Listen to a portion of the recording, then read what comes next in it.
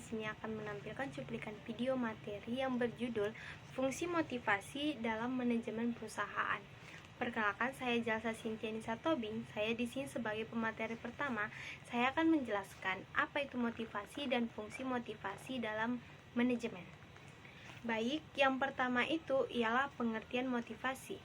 Motivasi berasal dari kata movere yang berarti dorongan atau menggerakkan. Motivasi atau motivation dalam manajemen hanya ditunjukkan pada sumber daya manusia yang umumnya dan bawahan khususnya. Motivasi mempersoalkan bagaimana caranya mengarahkan daya dan potensi bawahan agar mau bekerja sama secara produktif, berhasil mencapai dan mewujudkan tujuan yang telah ditentukan. Motivasi adalah dorongan dalam mengarahkan individu yang merangsang tingkah laku individu serta organisasi untuk melakukan tindakan dalam mencapai tujuan yang diharapkan. Pentingnya motivasi karena motivasi adalah hal yang menyebabkan, menyalurkan, dan mendukung perilaku manusia supaya mau bekerja giat dan antusias mencapai hasil yang telah ditentukan, atau itu optimal. Motivasi semakin penting karena manajer membagikan pekerjaan kepada bawahannya untuk dijadikan dengan baik dan terintegrasi kepada tujuan yang diinginkan. Baik, yang kedua itu ialah fungsi motivasi dalam manajemen. Motivasi dalam manajemen memainkan peran penting dalam mencapai tujuan organisasi dan meningkatkan kinerja karyawan. Ada beberapa fungsi utama motivasi dalam manajemen. Yang pertama itu meningkatkan produktivitas. Motivasi mendorong karyawan untuk bekerja lebih keras dan lebih efisien sehingga meningkatkan produktivitas keseluruhan organisasi. Yang kedua itu meningkatkan kualitas kerja. Karyawan yang termotivasi cenderung mendorong atau memberi hasil kerja yang lebih baik dan memperhatikan detail yang berujung pada peningkatan kualitas produk atau layanan. Yang ketiga itu memastikan tenaga kerja yang lebih loyal. Karyawan yang merasa dihargai dan termotivasi cenderung lebih setia kepada perusahaan, yang dapat mengurangi biaya terkait rekrutmen dan pelatihan karyawan baru. Yang keempat itu mendorong inovasi. Motivasi dapat memicu kreativitas dan inovasi di kalangan karyawan karena merasa terdorong untuk menyumbangkan ide-ide baru dan solusi untuk permasalahan. Yang kelima itu mencapai tujuan. Karyawan yang termotivasi lebih mungkin untuk bekerja menuju tujuan organisasi dengan dedikasi dan semangat yang tinggi, membantu perusahaan mencapai visinya. Yang keenam itu meningkatkan kerjasama.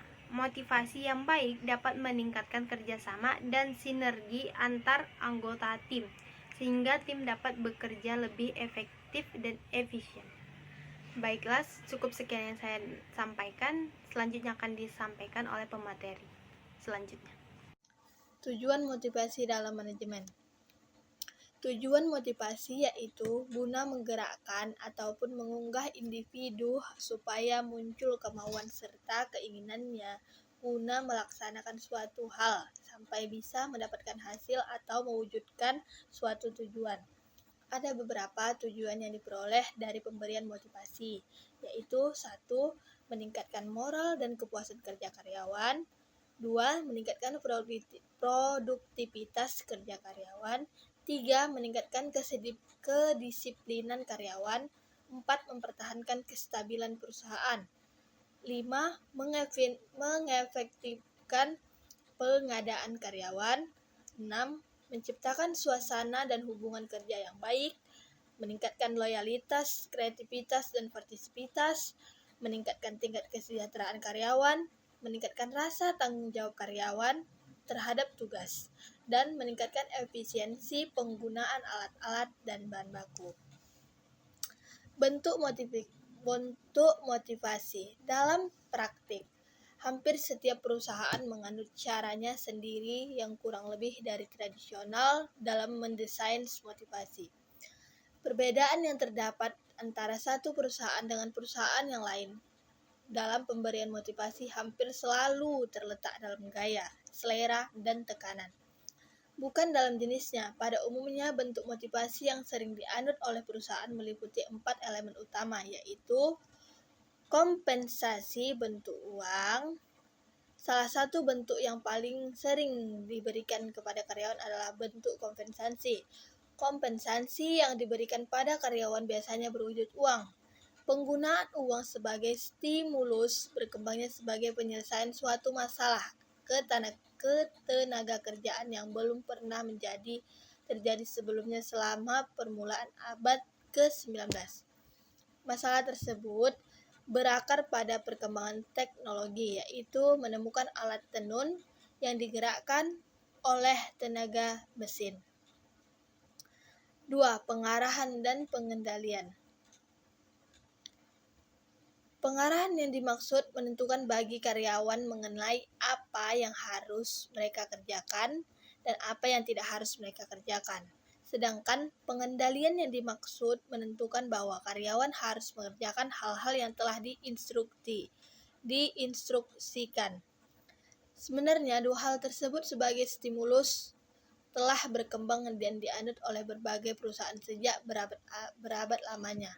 Sampai kini hal tersebut masih digunakan oleh para manajer untuk memotivasi para karyawan.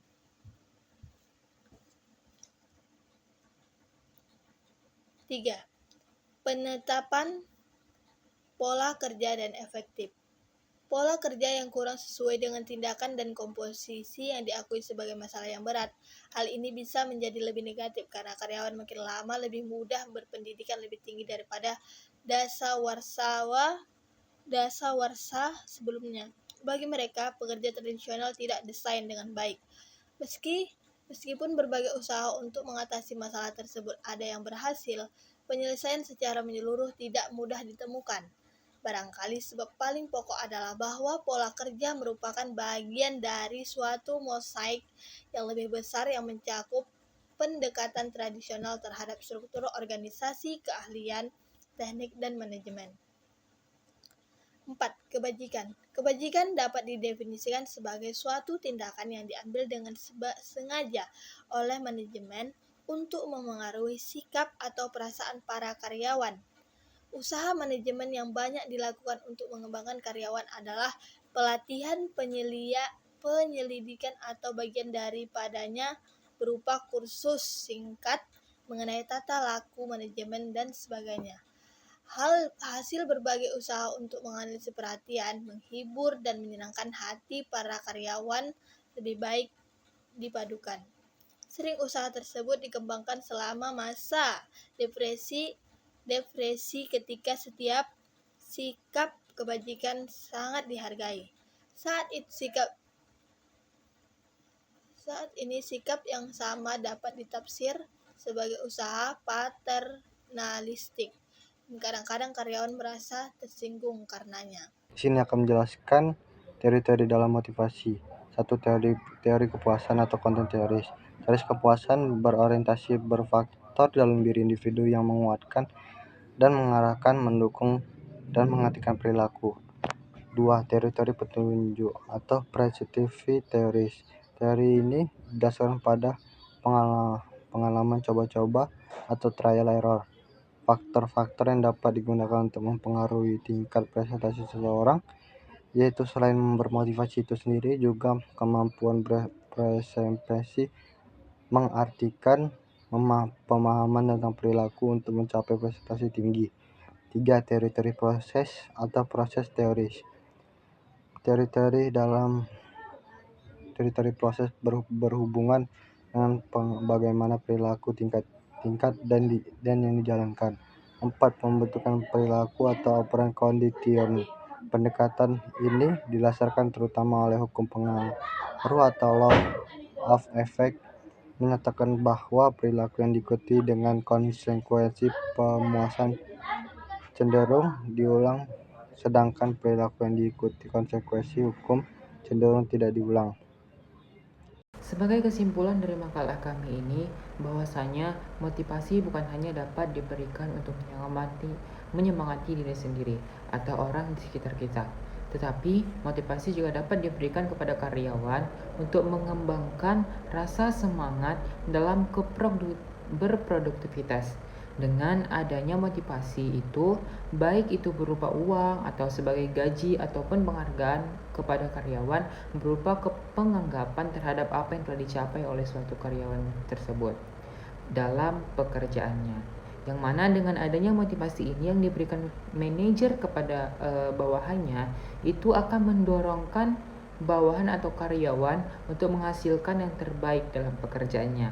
Sebaliknya, jika seorang manajer tidak memberikan suatu achievement atau penghargaan kepada bawahannya, sedangkan bawahannya tersebut sudah sangat melaksanakan tugasnya dengan baik, maka semangat kerja dari bawahan atau karyawan tersebut sedikit demi sedikit akan menurun dan akan berakibat juga kepada proses produktivitas dari karyawan tersebut.